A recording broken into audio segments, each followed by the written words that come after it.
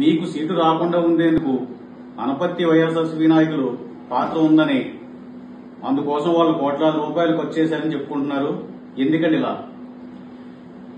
వాళ్ళు దిగమింగిన 500 కోట్లు కాపాడుకోవాలి అంటే నేను పోటీలో ఉండకూడదు. వాళ్ళ అరాచకాలకి పులి స్టాప్ పడాలి, వాళ్ళు చేసిన అరాచకాలకి శిక్ష పడే పరిస్థితి రాకూడదు అంటే నేను పోటీలో ఉండకూడదు. నేను తెలుగుదేశం పార్టీ అభ్యర్థిగా పోటీ చేస్తే వారి ఓటమి ఖాయం అనేది వారికి అర్థమైంది. అందుకోసం దొడ్డిదారిని ప్రయత్నాలు చేశారు. ఆ ప్రయత్నాలు కూడా తేటతెల్లం అయ్యాయి.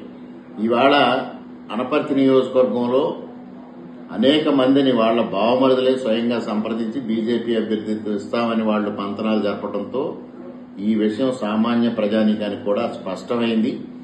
ఇవాళ వ్యవసాయ కూలీలు కూడా పొలంలో పనిచేసుకుంటూ వాళ్ళ రామకృష్ణారెడ్డికి సీటు రాకుండా డాక్టర్ గారు అడ్డుపడుతున్నారు, కోట్లు ఖర్చు పెడుతున్నారు, ఇది చాలా అన్యాయం అని మాట్లాడే పరిస్థితి వస్తే ఇవాళ నియోజకవర్గంలో సూర్యనారాయణ రెడ్డి గారు ఒక విలన్ గా తయారైన మాదిరి ప్రజలందరికీ స్పష్టమైంది.